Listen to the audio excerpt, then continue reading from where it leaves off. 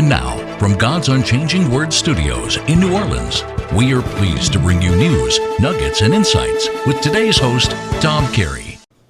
Well, greetings, everyone, and welcome to God's Unchanging Word in another edition for our news, nuggets, and insights. And today is Friday, March 18th, 2022. And we are bringing you a lot of information in a world that seems to be falling apart every single day. We're going to begin today with reprobate minds and how God removes leaders and how he prophesied he would at the end time.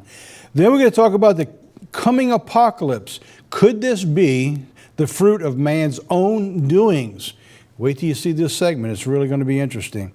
Then we're going to continue with where we began last week in preparing for the fall of this world. I guess that's not humorous, but it's somewhat coming to be. Being proactive in the lean years. Last week, we went a very hard-hitting, stir-to-action information segment here. Today, we're going to slow that down a little bit and try to get where we go to from here. You ready? Let's get into our program. What about the Ukraine? In addition to the war in Ukraine, global tensions are expanding. Things they're not telling us because so much information now seems to be focused just on the war. But there's a lot going on that's going under the radar. Xi Jinping is ramping up flyovers over Taiwan. I don't know if you saw that or not, but they also put out a press release this past weekend that said, if anyone interferes with or supports the military actions of Taiwan, they will hold accountable. What they mean by that, we don't know, but we're sure going to find out. At the same time, North Korea now is firing long-range missiles, and they're testing their capabilities. They'll not be undone by all the other information that's going on. Iran. This is very interesting here, is that Iran just fired a dozen missiles near the U.S. embassy in Iraq. They were actually shooting at the Israeli, a stronghold, supposedly, where Israel is launching its attacks into Syria. Now, this is really interesting. Let me just back that up just a second, right here. We're in the middle of a conflict where we're putting sanctions all over Russia, supposedly, while at the same time, the Russians are negotiating on our behalf with Iran for a nuclear deal. And it isn't just negotiating with Iran. The United States is not even allowed in the same room when the negotiations takes place. I don't know if you knew that or not. They negotiate, then they walk down the hall to where the U.S. delegation is, then they talk to the U.S. delegation, and then they walk back into the room and negotiate with Iran. We're using Russia to do that. Talk about the leadership failure. All right, let's move on. How about this? The coming rapidly, the food and energy shortages. You're going to hear a lot more about that come the fall this year, but they're beginning to tighten up already as we speak. So now let's get into our program. Removing our leaders. What in the world is going on? God warned us that if we refuse to obey his commandments, that he would remove the wisdom from our leaders and give us leaders with reprobate minds. Is that what's going on right now? We're going to take a look at that. But we're going to do it in the same fashion we did last week. Today, I'm going to bring in the biblical points first. Normally we tell you the story and then we show you what scriptures apply to that. But today I want to give us the biblical foundation of why we're in the mess that we're in, and you're going to be surprised what you see. I'm going to begin with John Calvin. John Calvin was one of the leaders of the Protestant Reformation in the 16th century. And this is a statement that he's been made famous for. When God wants to judge a nation, he gives them wicked leaders. I saw that the other day and I had to stop and ponder. So what does it mean by he gives them wicked leaders? And actually the Bible shows us several different points of where we are today. So have you ever wondered, people say, I can't believe Biden got in office, or I can't believe Putin's running that country. I can't believe the Ayatollahs in Iran, or Xi Jinping, North Korea. What happens that God allows that to take place? Well, as we're going to see, it's pretty much the fruits of man's own being that does that. Look in Jeremiah chapter 23, verses 19 and 20. Behold, A whirlwind of the Lord is gone forth in fury, even a grievous whirlwind, and it shall fall grievously upon the head of the wicked. And the anger of the Lord shall not return till he hath executed, until he has performed the thoughts of his heart, and in the latter days you shall consider it perfectly. Now, this here is a very interesting point, and I'm going to go into greater detail this Saturday in part 3 as I'm going through Jeremiah. But here's the area I want to bring out, is that when the evilness of mankind reaches the point that God holds back any longer his fury and he begins to release it on mankind, he takes his protection away and he allows man to put into place whom they will according to the evilness of their thoughts. So in that fashion, God brings forth the wicked leaders by allowing man basically to pick who they choose. Now think about this. A person in office could not be in office unless they had the majority of the people who agreed with that stance. Just this past weekend, the Vice President Kamala Harris says, this was amazing. I don't know if anybody saw this or not. I'm looking at our team here. Kamala Harris says, we need to tell everybody you're getting what you ordered. Inflation, gas, the prices, the food, all the problems. She said, you got in line, you voted for it, you're getting what you asked for. And you know what else? She said, and you're going to get in line and you're going to vote and you're going to do it again. And you know what? They probably will. Unbelievable, but absolutely true. Now let's move on. I'm going to cover some more of that as we go forward. Now, I want you to think about this. He says, in the latter days, you shall consider it perfectly. In other words, what God just wrote there, told Jeremiah, you may not understand it all right now. In other words, you may not understand why put Nebuchadnezzar in charge of Babylon and brought down this evil leadership and just destroyed Jerusalem. It's because of the people's sins. And what God's saying right here, and you shall consider it perfectly in the latter days. And that's just the time we live today. Now, the other point I want to make while I'm here before I leave, look at that Strong's 995 is B'nai, which is pronounced B'nai. Now, that's very important because you see, I'm going to come back to that in just 2 more slides. That word consider is also translated as a different word in another book. All right, so now let's move on. So what is going on? Take a look at Exodus 9:13 through 16. Remember, God tells us in Corinthians, he says, everything that's going to happen, it's already happened, and you know it perfectly because we understood what happened with the children of Israel in Egypt. So now when we see what's going on with the children of Israel in Egypt, we see what God's talking about. Watch this.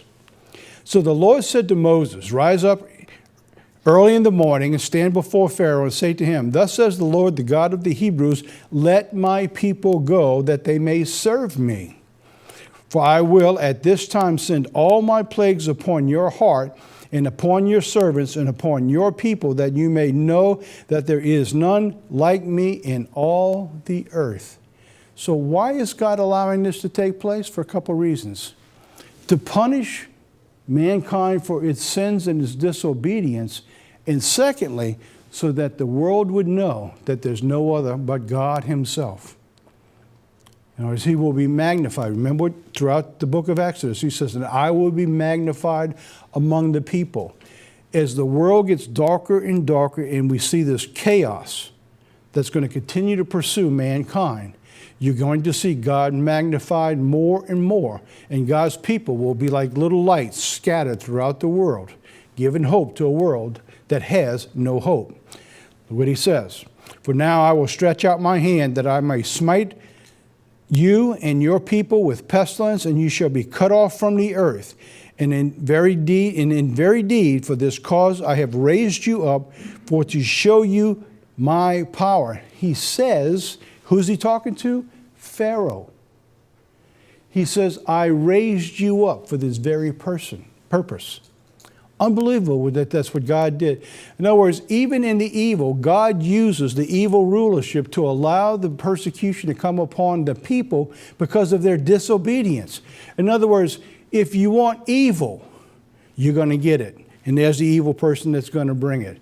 Quite interesting, at the same time, Kamala Harris saying to the people, you ordered this. This is what you're going to get. I couldn't believe when I heard that yesterday. I said, this is unbelievable. How did they get away with that? Because God says that he will raise himself up, and they will know that he is God. All right, let's move on. Now, let's take a look at Isaiah 3. Now, remember what I'm doing here. I'm reinforcing what God says about leadership, what Jeremiah says at the end time, and for you and I to be able to understand it perfectly what's going on. Because if we could understand it perfectly, the question is like, well, why is Putin there? Or why does this evil persist? It's because God has done two things. He's raising them up on purpose to bring about what we've been asking for and to show that he is God. Now, Isaiah 3, verse 1. For behold, the Lord of hosts doth take away Jerusalem from Judah, the stay and the staff, the whole stay of bread, the whole stay of water. So what are we looking at today? We're moving into a time of concern about a lack of food. There's going to be some countries there's going to be great starvation coming long before it hits here in America. But it is coming. It is coming rapidly. Now, let me say this also before I move on, because sometimes I forget. You're going to have periods where you're going to heighten tension and it's going to be released. And it's going to give a false sense of a calm, kind of like a hurricane and a storm. You have this turbulence and then it settles down for a while. But as it gets closer and closer to the center wall of that eye, it becomes stronger and more aggressive and quicker. And that's the way events are going to take place around the planet. So don't be surprised if you see things slow down again, just like oil. Oil drop, hit 130. Now, today when I left the house on Tuesday, we're taping, it was below 100. It's because they thinking the war might end soon. They don't know, but they're thinking. So everybody positions themselves with their money. So follow the money, you get an idea what's going on. All right, so go on. The mighty man and the man of war, the judge, the prophet, the prudent, and the ancient, the captain of 50, the honorable man, the counselor, the cunning artifice, and the eloquent orator, and I will give children to be their princes, and babes shall rule over them.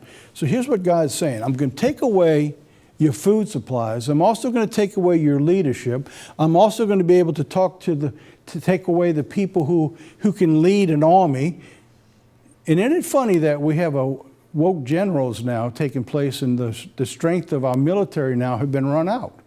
Just taking them away. Everything you're seeing is a systematic destruction of a nation that God says he was going to do. And through his word now, we can, as we understood in Jeremiah, understand perfectly what's taking place. Now, those who have the eyes can see and ears can hear and know exactly what's going on. So I'm telling you this so that you won't be surprised. You won't be shocked, that you'll understand what's going on and know that God hasn't abandoned his people. He's fulfilling his promises in prophecy. Now, that should give all of us hope, because in those promises, he tells us that he's going to protect us. Yeah, you're going to have some rough times, but he's going to protect the majority of his people. There will come a martyrdom, but that's not going to affect everybody. It never did affect everybody.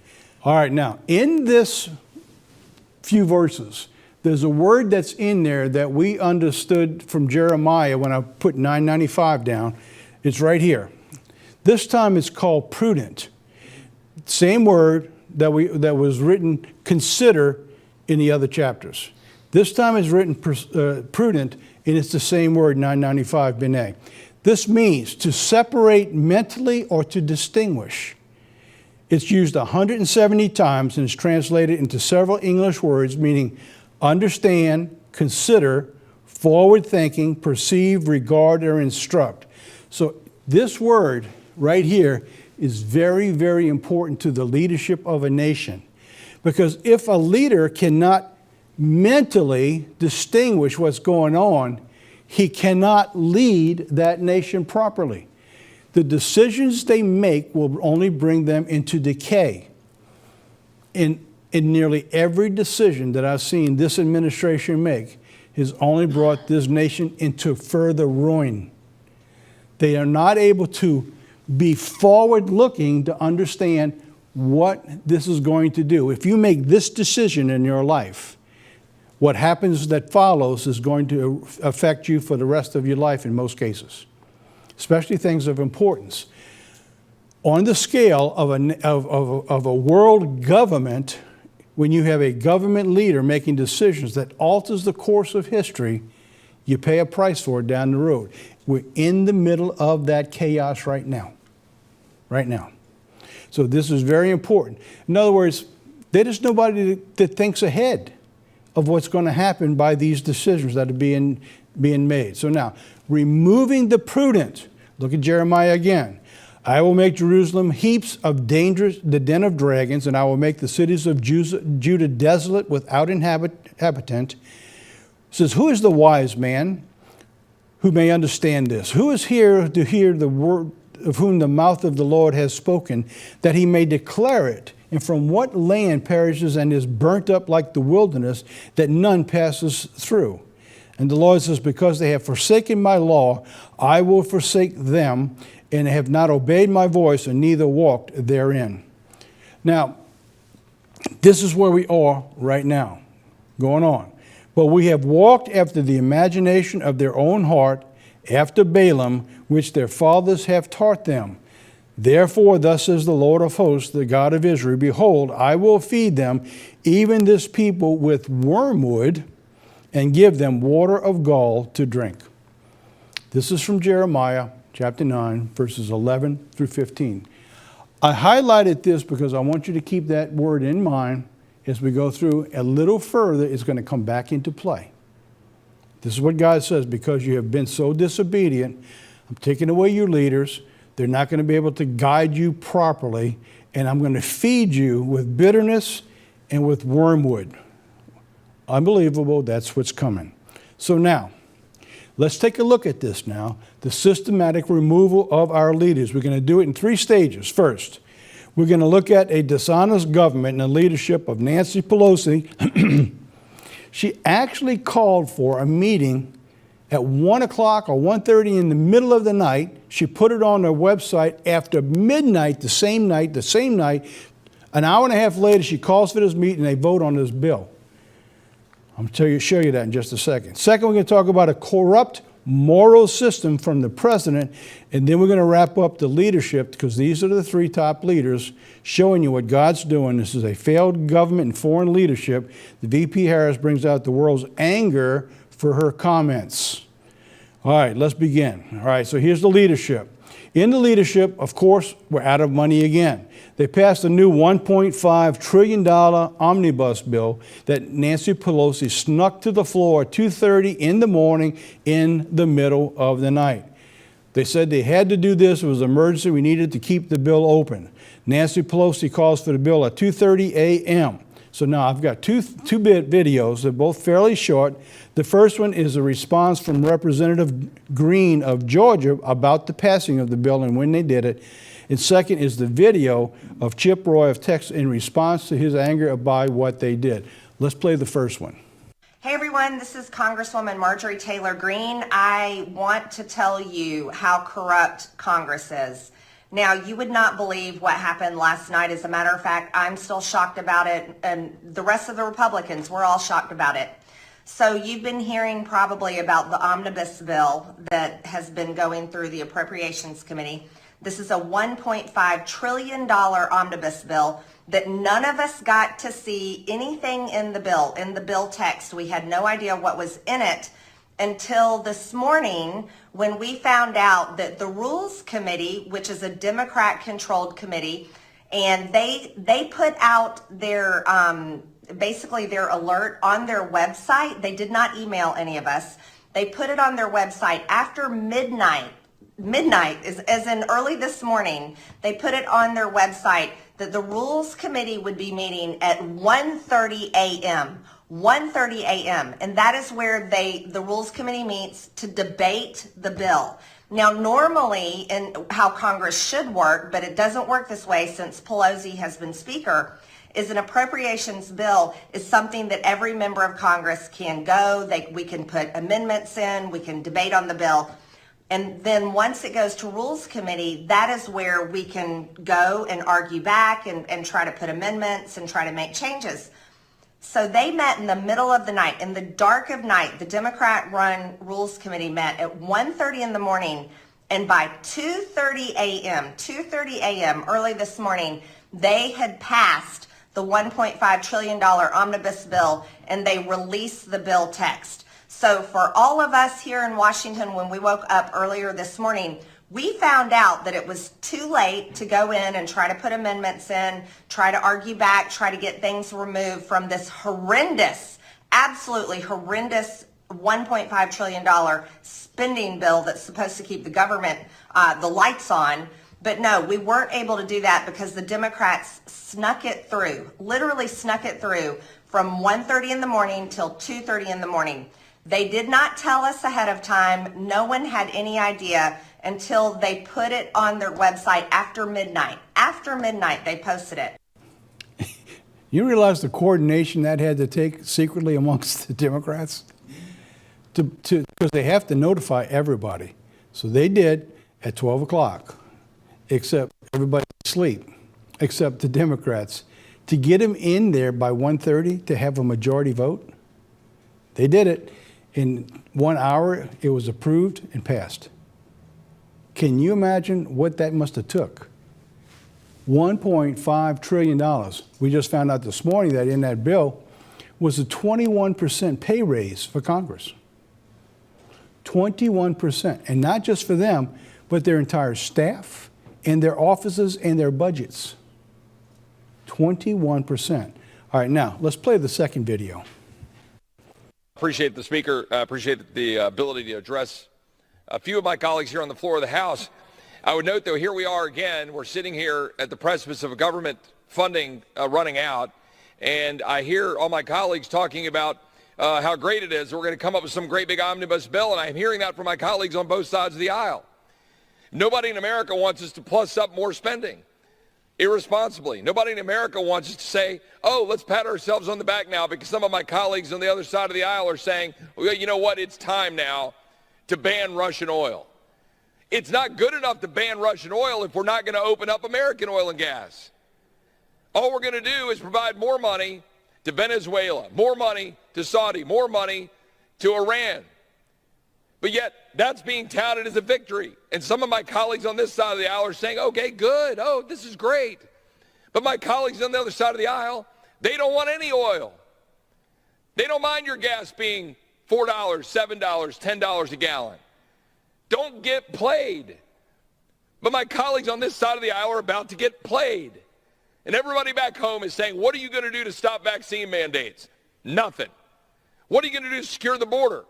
And my colleagues on this side of the aisle are going to say, oh, don't worry, we're going to give you more money for ICE, more money for Border Patrol. But you know what that does? It makes it worse because you're funding the processing of people at our border because that's all Border Patrol and ICE are doing. But my colleagues on this side of the aisle are going to say, oh, look at us. We did something for you for border security. It ain't true. It's going to make it worse.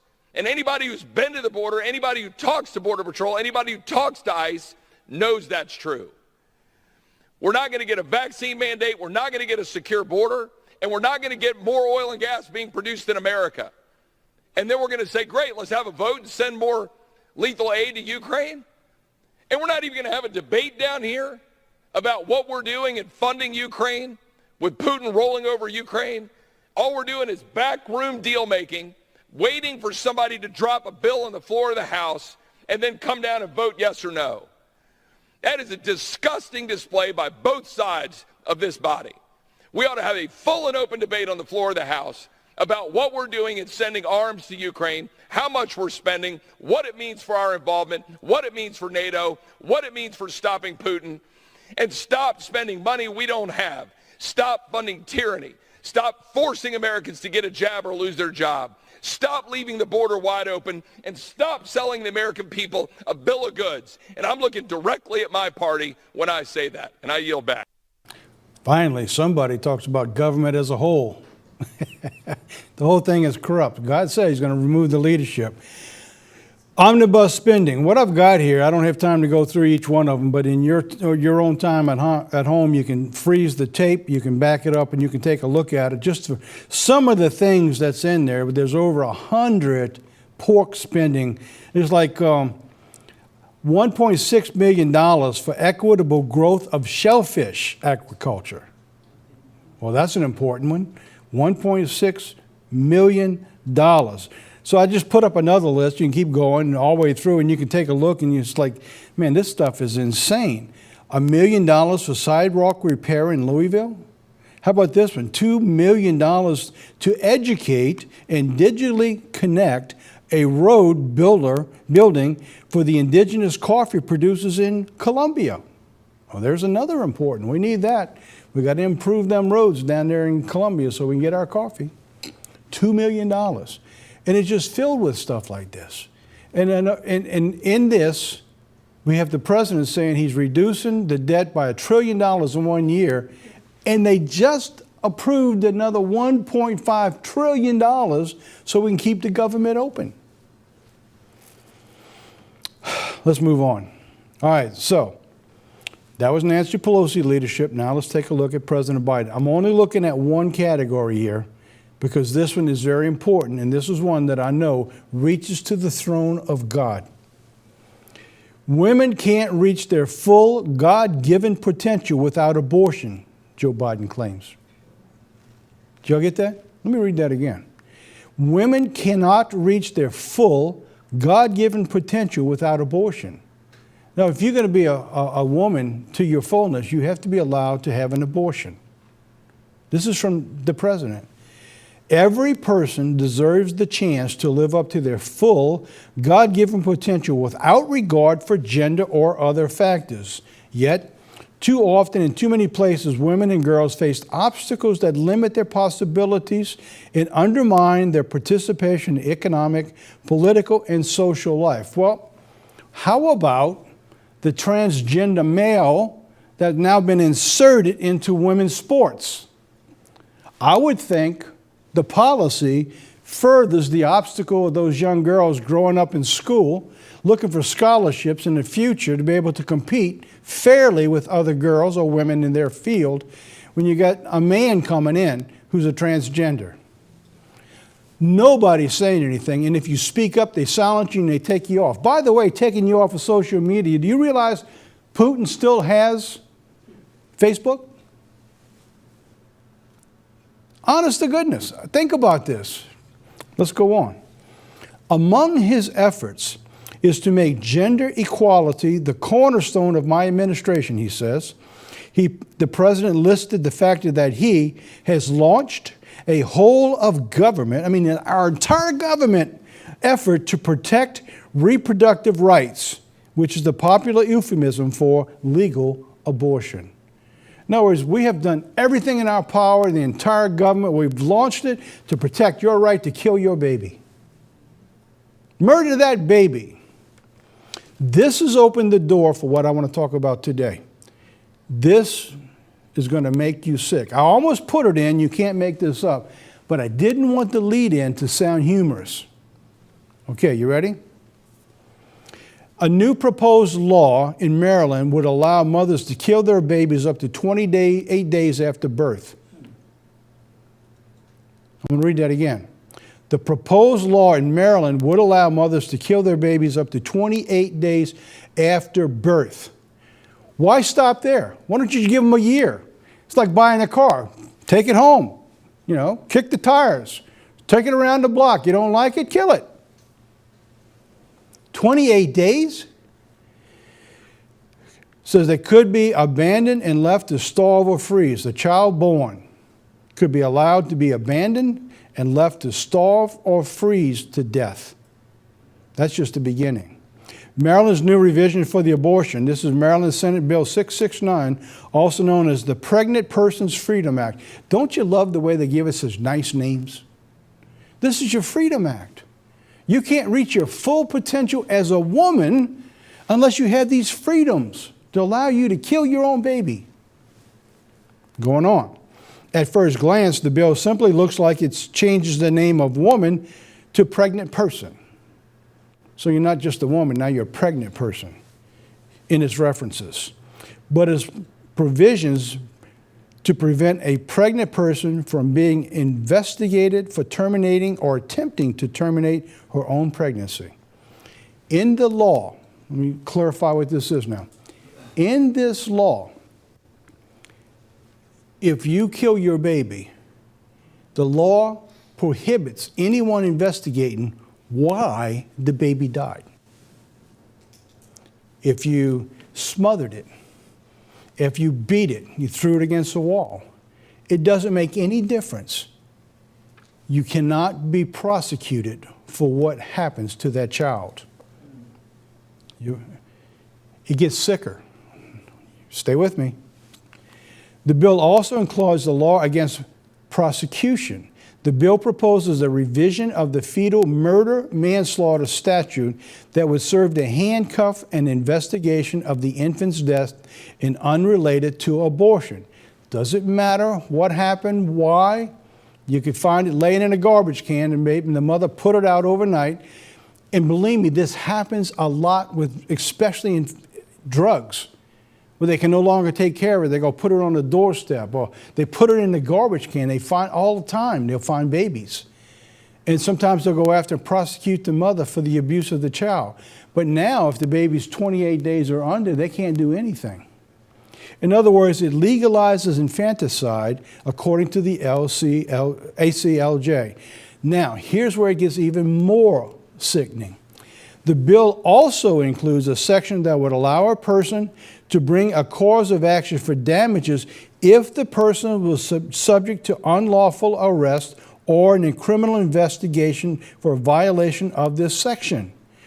Now, what that's telling you in layman's terms here, if you killed your baby and they chose to prosecute you, right? Hey, you killed your baby, so somebody started an investigation. You with me? And in that investigation considers that you murdered that baby. If they did that, you now have a legal right to file a lawsuit against the person who's accused you of murdering your baby. Have you ever heard of such a thing? So if the mother decides to kill the baby and somebody says, hey, listen, that was a healthy baby, it's dead, and they begin to investigate what happened, that same person now has a right to take you to court and sue you for an unlawful prosecution. You see why I wanted to put it in, you can't make it up. But I didn't want this to be funny, because this is about when you think you can't get any sicker, this is where it's going. All right, let's move on. Now, one more leader. This time we're going to our Vice President Kamala Harris.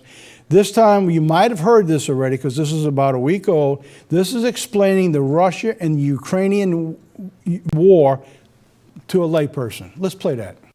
For those that just joined us, we're talking to Vice President Kamala Harris. And if you're watching any level of news, even social media, you're seeing everything that's going on right now in the Ukraine.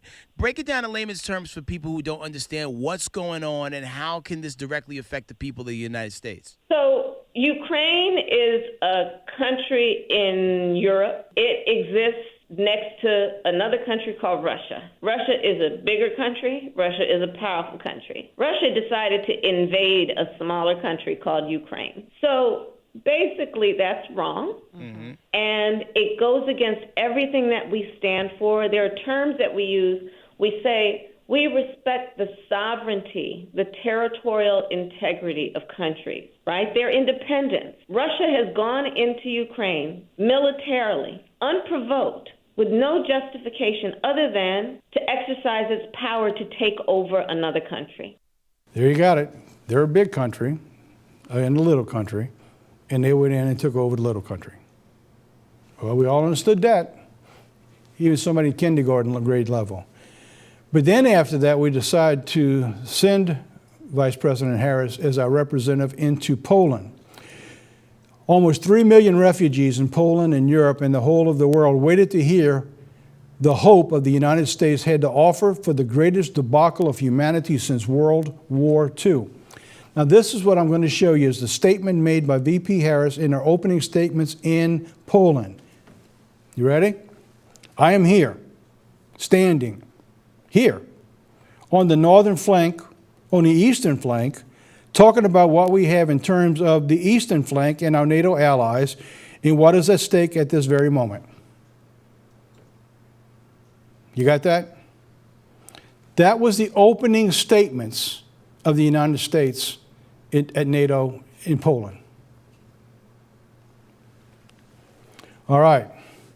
During the conference, Vice President Harris received two specific questions. The first, it was in reference to the U.S. assistance in the crisis in Ukraine, which you might have seen, maybe you didn't, busted out in humor. This first one angered the entire world, the first response. You'll see it in just a second. The second was in reference to the energy crisis in America, where she deferred to someone else to talk about our condition. Let's play the first one. Stephen, good morning to you. Thanks very much for being here. A lot to get to with you, and I'll start with the Kamala Harris presentation in Eastern Europe. Your reaction to our vice president on foreign land. Has she been effective? She has been one of the most spectacularly ineffective representatives of the United States of America I think we have ever seen. That moment with the president of Poland, in which she's telling some sort of indecipherable joke about Ukrainian refugees that she alone in the whole world understands, is a new low point in American diplomacy. You think, and if you asked the United States to specifically accept more refugees? Okay. A friend in need is a friend in need.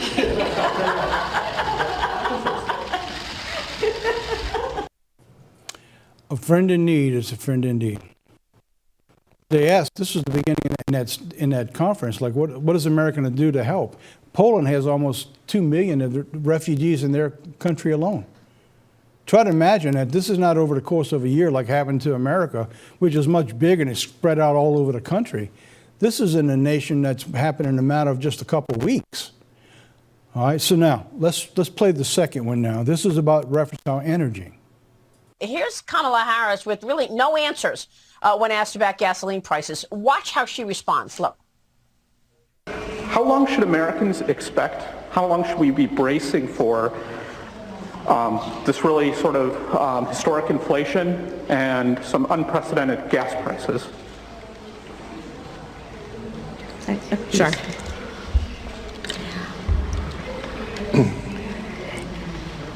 In terms of the discussions that the President Johannes and I had, they ranged in subject, including the issue of the Black Sea, and I'll let him explain in more detail as he would like. She is clearly She goes on to say, just look at the map. She had no answers for gasoline prices. Is that possible? It was a heart-stopping moment. She was asked about gasoline prices and inflation in America, and she tried to defer to President Duda, the Polish president. I mean, it is truly horrifying to think that the Vice President of the United States lacks confidence so extremely on our domestic issues that she wants the President of Poland to discuss our gas prices and our inflation, and then she starts stammering about the Black Sea and reading her notes. This is not a well person. Between President Biden and Vice President Harris, the United States is completely rudderless, and all of our allies, all of our adversaries, all of our partners and competitors around the world have taken notice. And I would say on this energy issue, it's not just about Russia. It's about America's ability long-term to be safe and secure. And we cannot be, unless Biden's embargo on American energy is lifted and suspended, or we will be in an infinitely worse position than Germany. We will be in an infinitely worse position than our European partners. We cannot, as a country, survive long-term if we are dependent on others for our energy. This is unbelievable what you're witnessing here. Now you see why I wanted to open up the program today covering the scriptures first, because you see, without understanding that God is actually in control and that's moving things to where the end time would be, that we can understand what's going on here, only because God says we would. Because you see, when you listen to something like this, none of this makes any sense. How is the United States the most powerful nation that ever existed in this state of mind, with rudderless in the world? Do you realize that the Saudi Arabia and the UAE will not even at this time take a phone call from President Biden to produce more oil? They won't even take a phone call from him. That'll change, but not yet. All right, now let's put this into reality. How does all of this play out?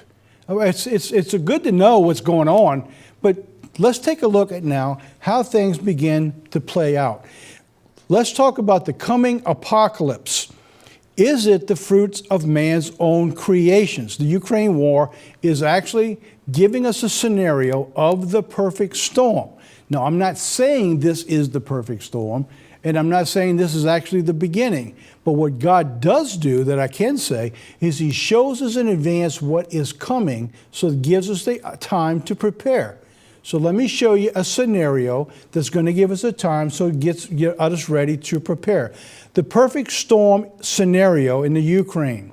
Europe is suffering its worst energy crisis since the 1970s.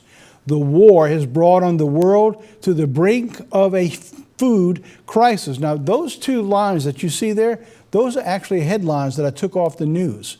I didn't type that in myself. Those are news headlines. Then you have the nuclear power plants that's scattered around Russia, that's now tightening its grip on the Ukraine. And the concerns for the UN and the watchdogs is that one of them almost got struck. That's how close things began to get around the nuclear power plants. And we know what will happen then. Then we find out that the U.S. has confirmed the biolabs in the Ukraine. All right, so now I'm going to play 3 videos. They're a little longer than the normal video because you see the U.S. says Russia and the Russia's after the Ukraine's biolabs, and Russia's claiming that the U.S. is making bioweapons. Who do you believe? And that's the case when you listen to the news. Who do you believe? I've got 3 videos, all come from one interview, and I had to take down a 24-minute interview and bring it down to about 10. And I broke it down into 3 parts for specific purposes.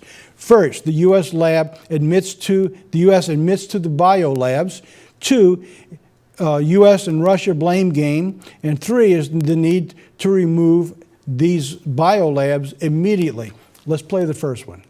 Good evening and welcome to Tucker Carlson Tonight. If you had told us just 4 days ago that the Biden administration was funding secret biolabs in Ukraine, of all places, we would not have believed you. Yeah, I don't think we're going to put that on TV. No thanks. Then if you told us that not only did the administration fund these secret biolabs in Ukraine, but that they then failed to secure the deadly contents of those labs before the Russian invasion, an invasion they knew was coming, an invasion they helped encourage. If you had told us that 4 days ago, we'd have dismissed you as a nut. It was just too preposterous. We would not want anything to do with a story like that. There was no way it could be true. It's too far out. In any case, we already knew for a fact that that story was false. How do we know that? Because we read USA Today, America's newspaper. Within hours of the Russian invasion, USA Today published a rebuttal to all those crazies who are yammering on about secret Ukrainian biolabs.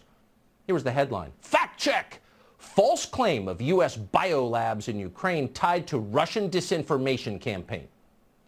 So if you look carefully at the story, and we did, because we were interested, you notice that this fact check was sourced to Ukrainian government unnamed officials and then Biden State Department officials. So these were not exactly objective sources on this subject. But still, the story seemed definitive. It was totally emphatic. Quote, Russia has teamed up with China to further amplify the false claim of U.S. labs in Ukraine.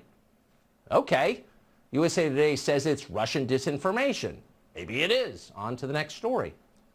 But the fact checks didn't stop. That was weird. We kept seeing the same fact check again and again. It was almost like, despite endless official clarifications, some people refused to believe the Biden administration.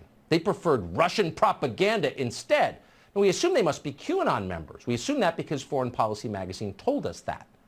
According to Foreign Policy, QAnon, whatever that is, was frantically disseminating, quote, false claims of U.S. biowarfare labs in Ukraine.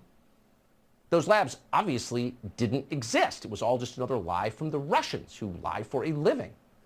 Then the European Union weighed in, throwing its credibility behind the same claim. These are conspiracy theories, the EU told us. They're lies spread by Putin. An EU spokesman then reminded us that, quote, the credibility of information provided by the Kremlin is in general very doubtful and low. And that was good to know. Quote, Russian disinformation has a track record of promoting manipulative narratives about biological weapons and alleged secret labs. And that's where things stood until yesterday, when we happened to tune in to a hearing of the Senate Foreign Relations Committee. Toria Nuland was testifying, so we were interested. Nuland's one of the people who brought us the Iraq War, never apologized for that, and kept getting promoted, because that's how D.C. works. Toria Nuland is now Joe Biden's Undersecretary of State in charge of Ukraine, and she knows a lot about Ukraine. In 2014, Toria Nuland engineered a coup in Ukraine in the name of democracy, of course. So she is a highly informed source about Ukraine. So she was having this colloquy with Senator Marco Rubio of Florida during her testimony. And at one point, Rubio took a tack that we were not expecting at all. He asked Nuland if Ukraine had biological weapons. We never imagined Ukraine would have biological weapons. Why would Ukraine have bioweapons? So it seemed like a pretty strange question. But it wasn't half as shocking as the answer he got. Watch what Toria Nuland said. Does Ukraine have chemical or biological weapons? Ukraine has biological research facilities, which, in fact, we are now quite concerned Russian forces may be seeking to gain control of. So we are working with the Ukrainians on how they can prevent any of those research materials from falling into the hands of Russian forces should they approach. Oh. Does Ukraine have biological weapons? Ukraine has biological research facilities. What? You mean secret biolabs? Like the secret biolabs Ukraine definitely doesn't have? Ukraine has those? Yes, it does. And not only does Ukraine have secret biolabs, Toria Nuland said, whatever they're doing in those labs is so dangerous and so scary that she is, quote, quite concerned that the so-called research material inside those biolabs might fall into the hands of Russian forces. Try not to use profanity on the air to describe our reaction. Our jaws dropped. Let's leave it there. Under oath in an open committee hearing, Toria Nuland just confirmed that the Russian disinformation they've been telling us for days is a lie and a conspiracy theory and crazy and immoral to believe is in fact totally and completely true. Whoa. Why would we fund something like that in Ukraine? And why didn't you secure the contents of these biolabs before the Russians arrived, as you knew they would? And then why did you go out of your way to lie to the American public about all of this? If the, quote, research materials in these labs were to escape somehow, and you seem very concerned about that, what would be the effect on Ukraine and then on the rest of the world? How can we prepare for the consequences of that, this thing that you're worried about? Shouldn't we be preparing? Because as it turns out, we've just spent the last 2 years living with a pathogen that began in another foreign biolab funded by the United States government secretly. So this question is on our mind. It seems fair. Under oath before the Congress and the Foreign Intelligence Committees, we have just admitted that we are funding biolabs. She was very careful not to call it biowarfare, because that would break all the laws that the United States is operating under. Now, the second one's a little shorter than that. And believe me, I played that long clip on purpose. I wanted to hear the lead up to what was going on, the arguments of what's taking place, to show you exactly what's going on. The second one is the blame game now, as the United States blames Russia and Russia blames America. Let's play part two. If there's a biological or chemical weapon incident or attack inside of Ukraine, is there any doubt in your mind that 100% it would be the Russians that would be behind it? There is no doubt in my mind, Senator, and it is classic Russian technique to blame on the other guy what they're planning to do themselves. So what you're saying, Toria Nuland, If, for example, you were funding secret biolabs in Ukraine but wanted to hide that fact from the people who are paying for it, in whose name you were doing it, then you might lie about it by claiming the Russians were lying about it. In other words, you might mount a disinformation campaign by claiming the other guy was mounting a disinformation campaign. Is that what you're saying, Tori Newland? It's pretty funny. In the meantime, let's review what little we do know about this. We're going to start with a spokesman for the Russian Defense Ministry on Sunday. Now, we would never do this. We never played anything like this on the show before because, of course, we're Americans and we want to know what's going on. We ask our own officials, the people we elect and whose salaries we pay, because it's our country. We don't go to foreign sources because we trust our own sources first. But when it turns out the people who represent us and run our government are lying to us and never apologize for it and doing horrific things in our names, then you have to open your mind a little bit and at least assess what other people are saying. So here was the Russian claim. Watch. During the course of the special military operation, facts were uncovered of the Kyiv regime mopping up traces of military biological program under development in Ukraine, financed by the U.S. Defense Ministry. Okay, so that apparently, we hadn't seen that until this afternoon we started poking around. That may have been the root of the conspiracy theories that the fact checks told us were Russian disinformation. Let's quote it. Military biological programs are under development in Ukraine financed by the U.S. Defense Ministry. That's the Russian claim. Separately, a Russian Foreign Ministry spokesman said the Ukrainians are working on deadly pathogens, including plague and anthrax. Is that true? Now, obviously, we would not take Russia's word for that, ever, but we don't have to take Russia's word for that.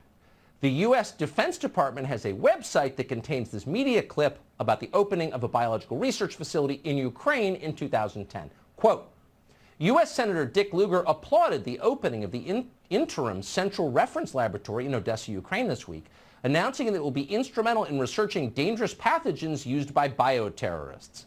The Level 3 Biosafety Lab will be used to study anthrax, tularemia, and Q fever, as well as other dangerous pathogens. Oh, okay. Then the National Pulse dug up a 2011 report from the U.S. National Academy of Sciences that also explained that the Odessa-based laboratory, quote, is responsible for the identification of especially dangerous biological pathogens. So what we're doing, this is not the first time you've heard this story, we are funding the creation of deadly pathogens so we can study them and prevent people from getting infected with them, maybe? There are lots of examples of this. The U.S. Embassy in Ukraine has a handy webpage explaining that American and Ukrainian scientists have worked on a whole bunch of different experiments like this. Some of the projects include work on African swine fever virus, hemorrhagic fever virus, and various avian respiratory viruses. The interesting thing, the telling thing, is that the U.S. Embassy's website also contains links to fact sheets about America's support for biological research in Ukraine, but all those links are now dead. That's weird. It's our government. We pay for it. Again, they're there in our name, in the name of American citizens, but we can no longer read their webpage? How does that work exactly? They have no right to lie to us. The webpage is archived, thankfully, and the fact sheets show Defense Department funding to laboratories in Ukraine. So that looks like proof. It's not Russian disinformation. It's totally real. Sorry, USA Today, America's newspaper. It's real. You can look it up on the internet if you want. All right. Understand what's going on there is just like with China and Wuhan, we're funded and got that going. It leaked out deliberately or accidentally, we don't know. Nobody will tell us. But now we have these biolabs, and believe me, there's up to as many as 30 of them scattered around Ukraine. And they're studying what you just saw. They've admitted they're there. But now what? They're there. What happens in the middle of a war and some of these biolabs get blown up? With all that biochemicals in the weaponry that's in them begins to spread. Remember, I told you this is a perfect storm scenario. All right, so now let's play part 3, and I'll be right back. A few adults we know in the foreign policy realm is Tulsi Gabbard, the former member of Congress from Hawaii, and we're happy to have her join us tonight. Congressman, thanks so much for coming on. So it's without even going into what they told us was Russian disinformation is actually true, how concerned are you that Tori Newland, who's overseeing this war, has just admitted there are unsecure bioagents, dangerous bioagents in Ukraine. I'm extremely concerned, as should be every American and everyone in the world. The seriousness of this situation really can't be overstated. First of all, she didn't say no when she was asked by Marco Rubio about there being biological or chemical weapons in Ukraine. So if there were or are, obviously that would be a violation of the Biological Weapons Convention.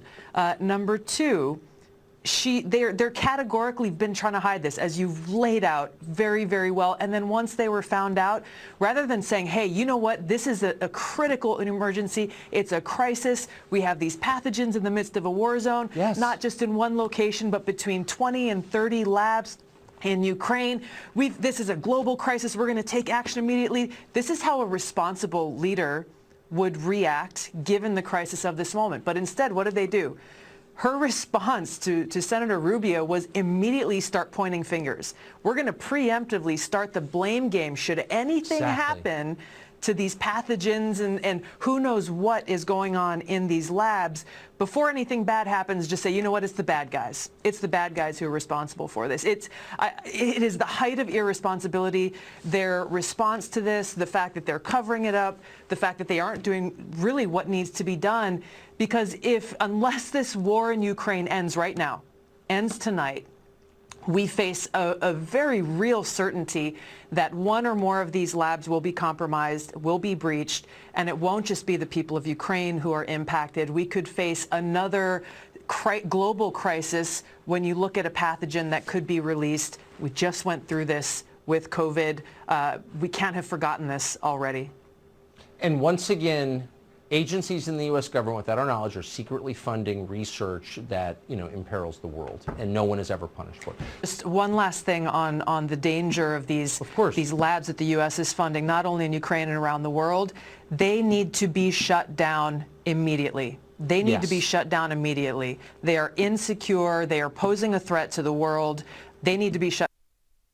All right, so they need to be shut down. Her comments have been called treasonous. Think about that. That was treasonous, what she just said, shutting down these biolabs. I've gone through a lot of detail building up the leaderships, talking about how the leadership is making horrible decisions, now talking about what's building up that's on the horizon. It's going to take me probably this program about 10 minutes or so longer than an hour, so hopefully you'll stick with us through this thing because I'm going to be wrapping it up. I want to give you now a scenario. Right, a scenario of what's particularly taking place. This is a map of populations. The deeper the blue, the darker the blue, the higher the populations. So now, this is the Ukraine. So what we're looking at, the Ukraine, is right in the middle of between Europe and Russia. All right, keep that in mind. Now let's talk about the seals. We went through this last week, talking about the pale horse when he opened up the fourth seal, and he said, him that sat on was death, and hell followed. Power was given over a fourth part of the earth to kill with the sword, with hunger, with death, and with the beast of the earth. All right, keep that in mind. We covered that before. I'm going to add to that today, but I want to put it on a map for the perfect storm. So here we have the Ukraine again, all right? So we look at that for a fourth part of the earth. Look at where we're at, okay? So a fourth part of the earth covers almost a fourth part of the population when you begin to bring in India and Turkey and Russia and parts of China. So now let's move on now for what that is. Let's move to a further scenario, because remember I talked to you early in the program. I said keep an eye on that name Wormwood, right? Remember that. So here we go now. We're in the seventh seal. We've moved on a little bit further in time toward the end time. This is the third angel of the seventh seal. The third angel sounded. There fell a great star from heaven, burning as it were a lamp, and it fell on the third part of the rivers, and upon the fountains, and upon the waters. And the name of the star is called Wormwood. Remember I told you the guy said he's going to feed us with wormwood. Well, this star by this time is coming down. God's calling it wormwood. It could be a meteor. It could be a rocket, on fire, burning, coming down. It could be a satellite, falls from heaven. But what happens if it falls in the Ukraine and it hits the nuclear power plants and the biolabs? What happens then? All right, I want to leave that question with you. Let's move on. So now, let's take again, that what you just looked at a minute ago was the fourth part of the earth on the fourth seal. Now we're into looking at the potential for the seventh seal and the third angel. I moved the box a little bit over to the right because you see when I pull in that box, now I've pulled in approximately 4 billion people. The majority of mankind lives in this box where we're looking at right now. That's approximately 2/3 of mankind. So when God gets to these stages, he talks about 1/3 of mankind being destroyed at any given time. You with me? Now let's put this up here. Now let's look what happens when a cold front comes. So when we look at a cold front, it's hard to imagine over there, so I put another line over on the left with the U.S., where you see that line? So when cold fronts come, this is the action they normally take and they move, right? Well, the same way over in Europe and Russia. It follows the same pattern. All right, so let's take that off now. And now let's talk about this star falling from heaven. Star comes in, boom, hits into Ukraine. So what happens? God says, pray that your flight be not in the winter. So in the wintertime, this is the way the air patterns flow. It moves just like it does here in America. So what are we looking at here? Is you're looking at the potential of the nuclear fallout, chemical fallout, biolab fallout, moving further and further to the west. And as it moves out, it could cover nearly 1/3 or 2/3 of mankind. All right, so what do we look at today? We're looking at leadership who has no idea what's going on and around the world. You have Putin over there, who's a crazy guy, threatening a nuclear attack. We got biolabs that we just realized are true. They've been working on them. We got the example of China's biolab, and has wiped out around the whole planet now for the last 2 years and altered the way everybody thinks and reacts and how we conduct business. And we're just getting started. Now, this is the Ukraine nuclear sites. You see the Ukraine nuclear sites? Look at the name of this one, Chernobyl. Remember the Chernobyl power plant? The English translation for Chernobyl is wormwood. I'm not sure, but I don't think that's a coincidence. Wormwood is a bitter plant.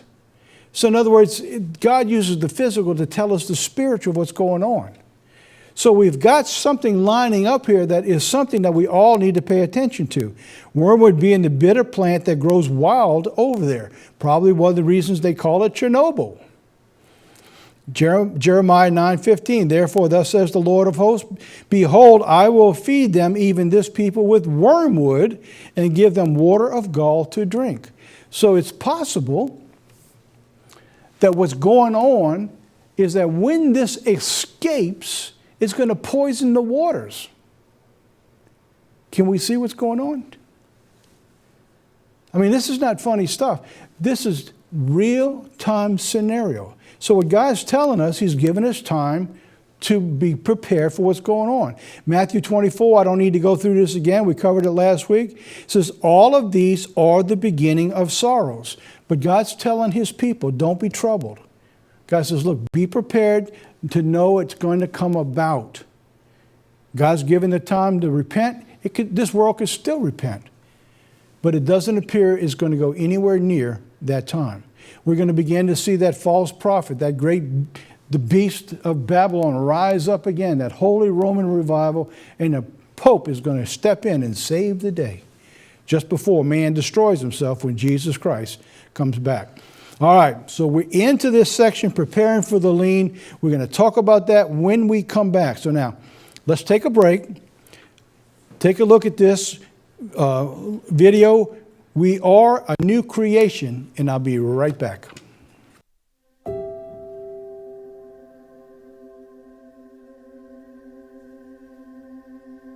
Hey, Shep, what are you doing? What you playing with? You got a truck? Yeah?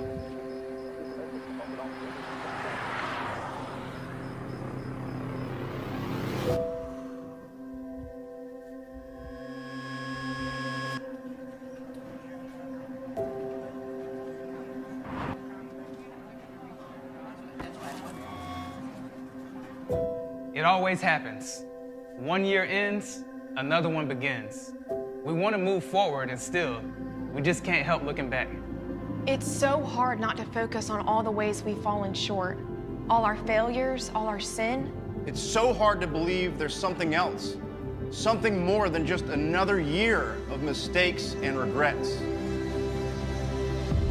I'll always be an addict.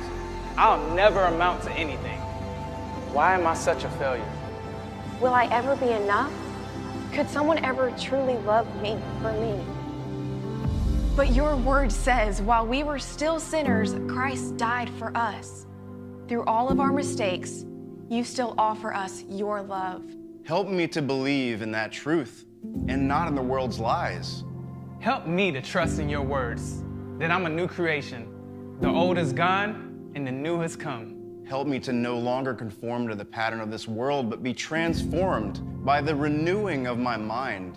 Help me to see myself the way that you see me. I am not a lost cause. I am not an addict. I am not my mistakes. I'm not a failure. I am not my past. And I'm not my sin. We are beloved. We are fearfully and wonderfully made. We are cleansed. We are forgiven. We are children of God. We are a new creation.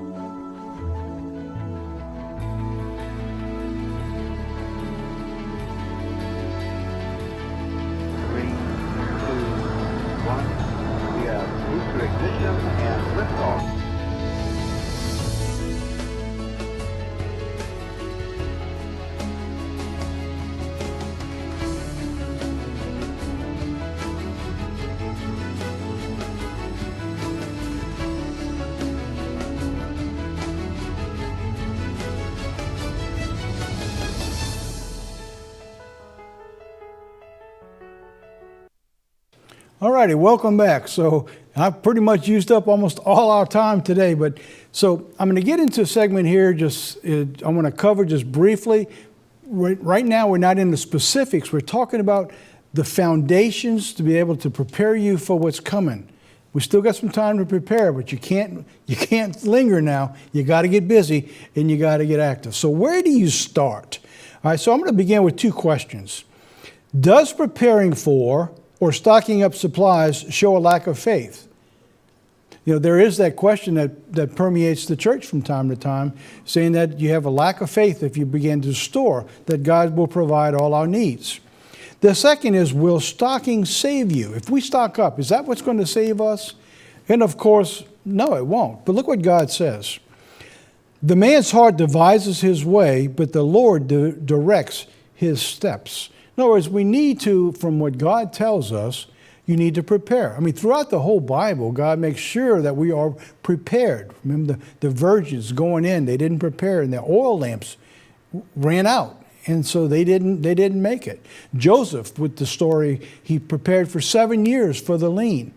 Throughout the Bible, God shows us that we're supposed to be preparing. Proverbs 21:5. The plans of the diligent lead surely to abundance, but everyone who is hasty comes only to poverty. God tells us we need to prepare, but you can't believe that your preparation will save you. You need to understand that only God can save you. Look at Ephesians 6:12 and 13. We wrestle not against flesh and blood, but against principalities, against powers, against the rulers of the darkness of this world, against spiritual wickedness in high places.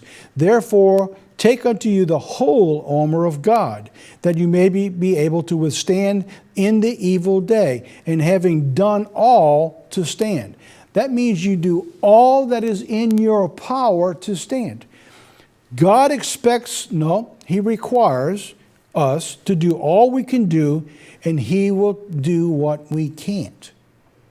And once you have done all that you can do, then you stand on the whole armor of God, that He will do His part and protect you. All right? So now, preparing for the lean. These are the areas that we brought in last week. There were 4 specific areas.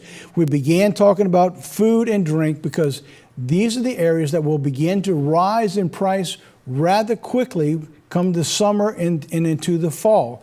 So we talked to you about taking urgency and action right away. And the second was the concern of potential food shortages. Always remember, you need to put your leaning on God first to guide your steps, every step of the way. Second is that when you begin to prepare, you don't need to panic buy.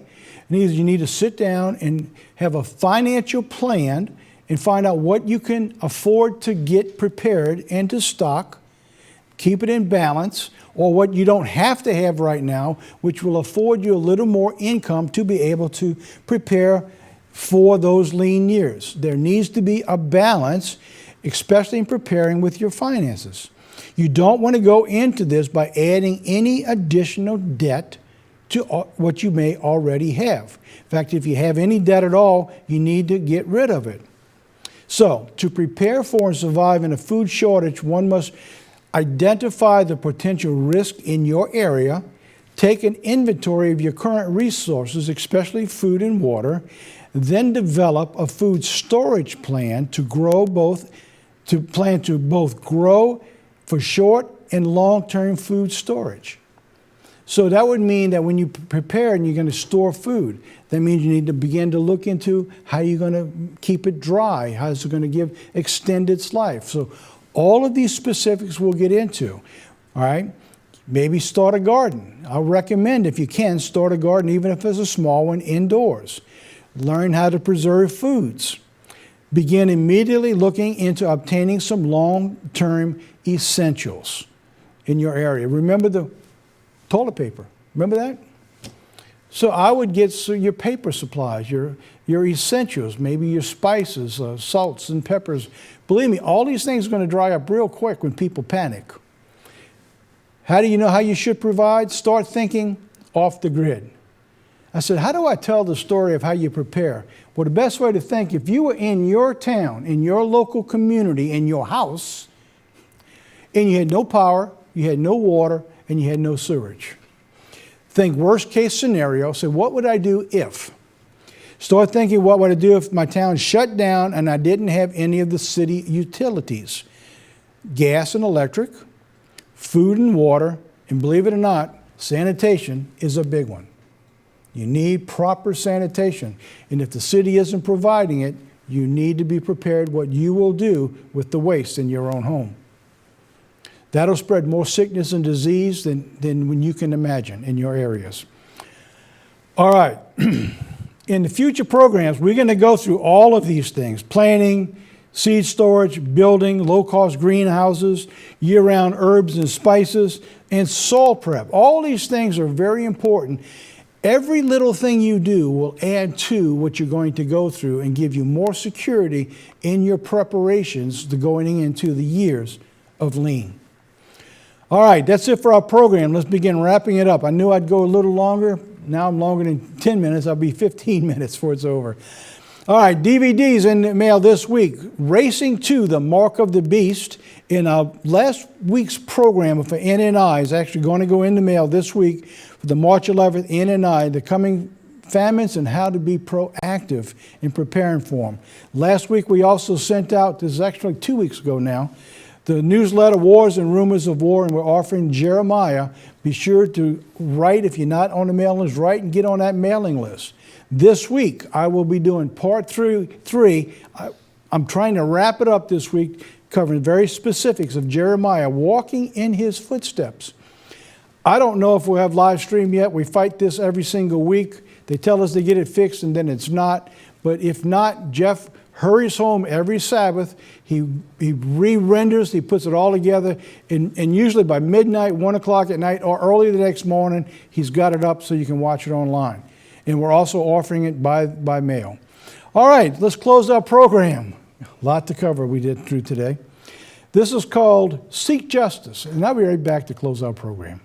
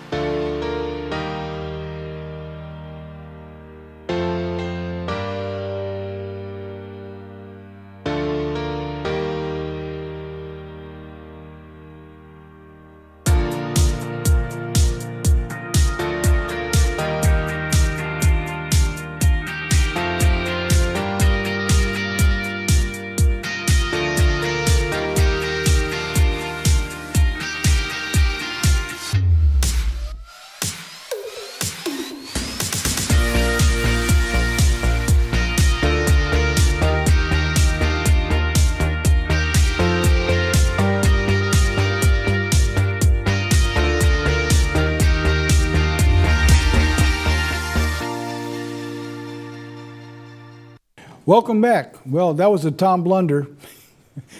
I had Seek Justice, but that was actually Love Never Fails. So, Love Never Fails, and I'm sure the team will forgive me for that. All right, that's it for our program today. There's a lot going on. This world's turning into a mess really, really quickly.